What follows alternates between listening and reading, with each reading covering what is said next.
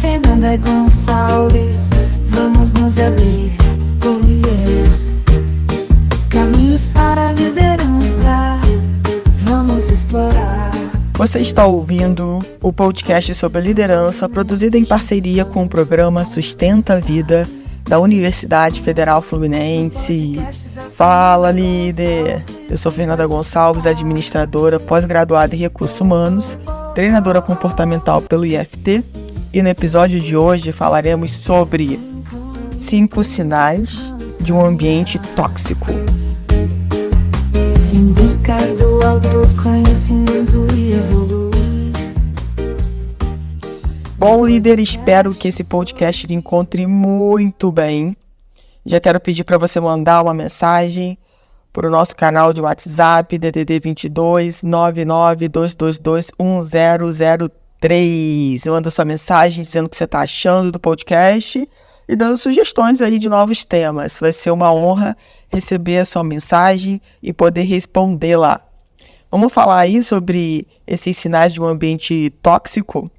Bom, essa matéria saiu na Você RH de novembro do ano passado e eu quis trazer aqui para a gente poder refletir mais sobre isso, né? E o quanto que a gente tem o poder, né, de melhorar ou de piorar o ambiente. Isso é muito importante, a gente já começar o podcast com essa reflexão, né? O que você tem feito, e aí vale para sua casa, vale para os lugares que você frequenta e vale para o teu trabalho, né? O que você tem feito para melhorar esses ambientes ao invés de trazer mais toxicidade para eles. Então, vamos refletir sobre isso e vamos praticar, né? Melhorar os ambientes por onde a gente passa. Isso é bem importante.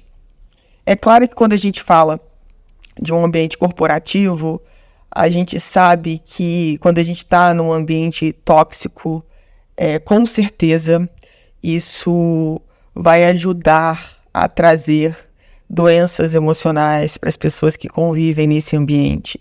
Então, talvez a depressão, a ansiedade, o estresse, o esgotamento e, consequentemente, a improdutividade, né? Porque quando a gente está doente, mesmo que a gente não perceba, a nossa produtividade, eu digo quando a gente está doente e a gente ainda não tem consciência de que está doente, tá? A nossa produtividade, ela começa a cair. É muito natural que isso aconteça. Então, a gente precisa cuidar da nossa saúde.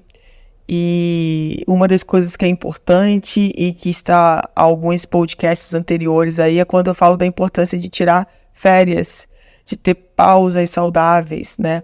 Além das férias, como é que você usa o seu final de semana a seu favor. Então, o que você faz no seu final de semana para você poder recarregar as suas baterias.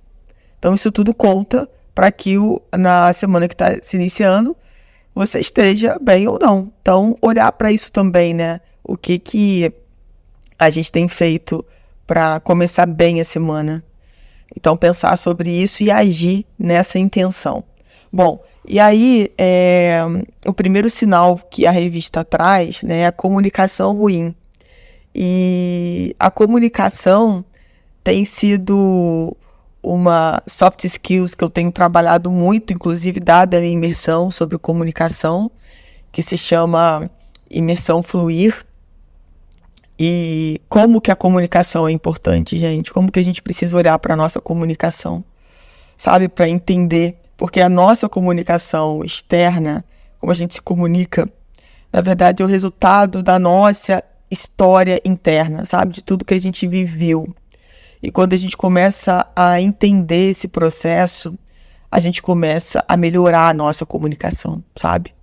Então, a comunicação, ela é uma competência muito desejada pelas empresas, no sentido de quando ela funciona, quando ela é eficiente, né? Ela faz com que a empresa, com certeza, produza muito mais, porque aí não tem aqueles probleminhas, sabe? Aqueles tropeços que acontecem naturalmente quando a comunicação está travada. Quando alguém fala A e o outro só entende B, e aí começa uma discussão em torno disso, ao invés da gente se preocupar, né, com a gente busca, quando a comunicação trava, é muito natural a gente buscar culpados.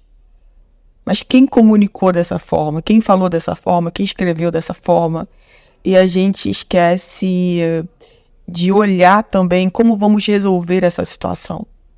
Então, quando você busca só os culpados para puni-los, você cria uma cultura em que eu não vou, então, por exemplo, fazer alguma coisa que eu estou insegura, porque se der errado, eu vou ser punida, sabe? Então, isso tudo tem que ser analisado, né? Existe um contexto e cada empresa aí, cada líder, cada RH precisa analisar isso para ver como que vai melhorar a comunicação dentro da organização. O segundo sinal que a revista traz é com relação ao excesso de competitividade. Isso também é bem interessante, né? Então, existem muitas vezes regras na empresa, né, que faz com que as pessoas entrem numa competitividade extrema e fora do comum, onde ao invés de ter o espírito de cooperação, é o contrário, é cada um trabalhando por si e que se dane o resto. Então aí a gente começa a olhar para o que realmente a empresa está valorizando, o que é o valor, né? E está deixando a importância da cooperação, do time trabalhar de uma forma em que um esteja ajudando o outro. Então é importante, quando a gente cria metas para o time, a gente olhar, né, esse equilíbrio. Então as pessoas precisam ser competitivas, sim, mas precisa haver cooperação. Então muitas vezes são colocadas metas que só incentivam a competitividade individual. Só interessa o que cada indivíduo faz e não interessa a soma disso.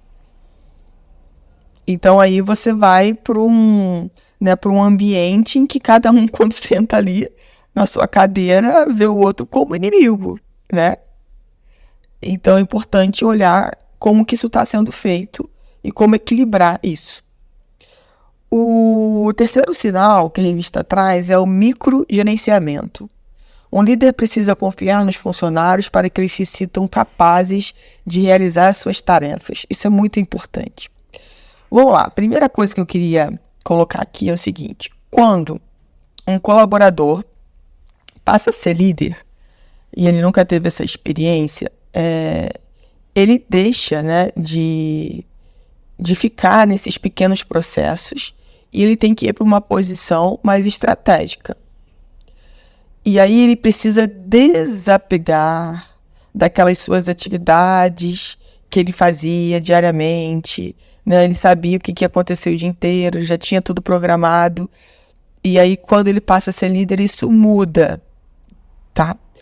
E quando isso muda, ele precisa, sim, começar, mais do que nunca, a confiar nos seus colaboradores. E, claro, ao mesmo tempo, esses colaboradores confiarem na liderança dele. Então, quando a gente vai para esse lugar de que eu preciso deixar que eles executem e que eu acompanhe isso para que a empresa se desenvolva. Porque imagina você estar com um líder que está o tempo todo, me desculpem o termo, no seu cangote aqui, vendo tudo que você faz, quase que te vigiando, sabe? Como é que você vai se sentir num ambiente desse? Com certeza não é um ambiente agradável, um ambiente onde você vai se sentir livre e vai fazer com que a sua criatividade flua. Então é importante a liderança entender que os colaboradores precisam de espaço para desenvolver o seu trabalho, tá? Eu, particularmente, gosto muito de ter o meu espaço.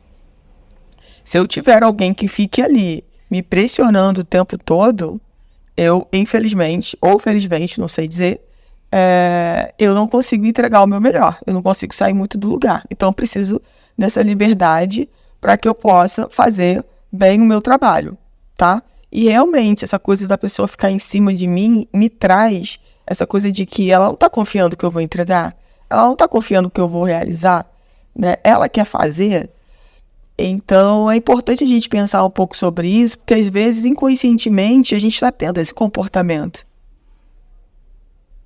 Está tendo esse comportamento de ficar em cima. Então, não é melhor sentar e conversar sobre isso que está acontecendo?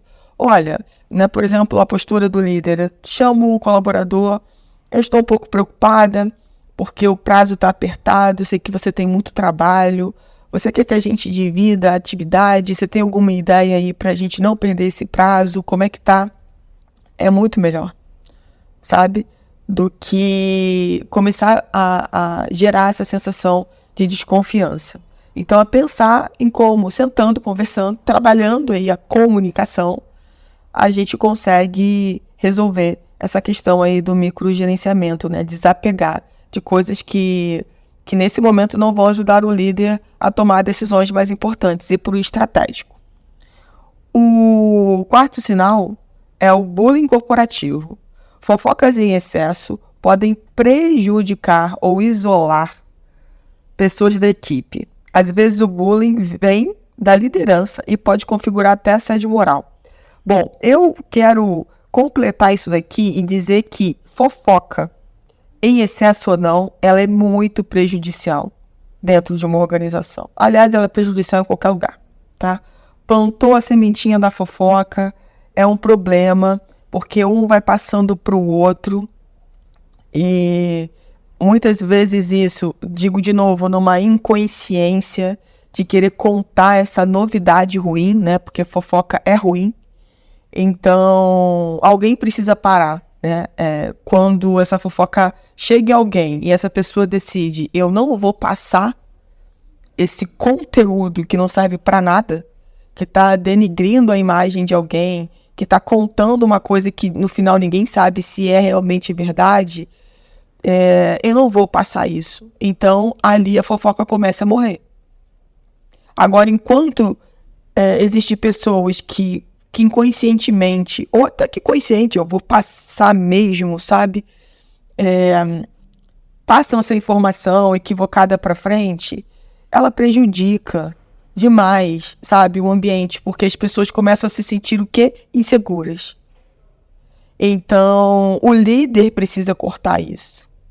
O líder precisa. Aí, isso volta de novo ao ponto 1 lá, ao primeiro sinal, que é a comunicação. E se o líder ajuda essa fofoca a ir à frente, é exatamente isso. É uma linha muito tênue para configurar assédio moral e a empresa ter vários problemas lá na frente, futuramente. Então, gente, vamos cortar essa história de fofoca, sabe? Vamos começar por nós mesmos. Pô, te contar uma coisa, essa coisa é relevante para ela ser passada para frente? Ela ajuda alguém? Sabe, ela fala bem de alguém, é uma coisa que realmente vale a pena ser passada para frente. Então, se quando a pessoa vem com a história, já vem a palavra fofoca na sua cabeça, é porque não é uma coisa boa e não vale a pena ser passada para frente. E talvez a atitude seja até, olha, obrigado, mas eu nem quero ouvir, porque se não é uma coisa que vai contribuir para o bem de alguém, para o bem da organização, para o nosso crescimento, é só uma percepção sua. Sabe? Então, às vezes a gente precisa ir para esse lugar de dizer, obrigado, mas eu não quero ouvir. Aí essa pessoa já sabe, né, que ela não vai mais te chamar para contar nada. Você já não tá mais naquele grupo. Porque sempre tem alguém, gente, que vai começar. Então, a gente precisa, muitas vezes, usar, sabe, umas peneiras para saber se não tá na hora de cortar essa história, cortar o mal pela raiz, como dizem por aí. E o quinto sinal é a alta rotatividade. Ela pode acontecer por conta da alta demanda de profissionais qualificados no mercado, mas também indicar que algo não vai bem na cultura da empresa corporativa. Então, olha só que interessante, né? A alta rotatividade, é importante que o RH tenha os seus indicadores para poder entender, né, o quanto que a empresa deve olhar para isso e mudar alguma coisa. Porque a gente sabe que processos seletivos, né, eles têm custo. e se eu preciso refazer sempre aquele processo seletivo daquela vaga ou sempre daquela liderança. A gente começa a analisar vários indicadores para entender aonde está a questão, o problema que a gente precisa resolver e sanar. Então, a alta rotatividade é um indicador de que a questão pode estar dentro da empresa. Pode não estar, pode ser alguma coisa de mercado, mas também pode ser algo que esteja dentro da empresa. Então, tem que ser investigado para a gente tirar essa dúvida, né? Ter certeza que não está dentro, mas se a gente descobre que está, como que a gente resolve essa questão? Quero aproveitar e te convidar para me seguir lá no meu Instagram, @eu.fernandagonçalves, me chama lá no direct, fala que você ouve meus podcasts, vai ser uma honra conversar contigo por lá também. Vem comigo, vamos caminhar em busca do autoconhecimento. Você ouviu mais um episódio do podcast sobre 5 sinais de um ambiente tóxico, do programa de extensão Sustenta a Vida da Universidade Federal Fluminense. Caso deseje enviar alguma mensagem ou dúvida, basta enviar para o nosso WhatsApp DDD 22 99222 1003, colocando no assunto da mensagem o nome do especialista desejado. Para mais informações sobre os nossos projetos, acesse sustenta-vida.com, nosso-ead.com e fernandagonçalves.com. No podcast sobre liderança e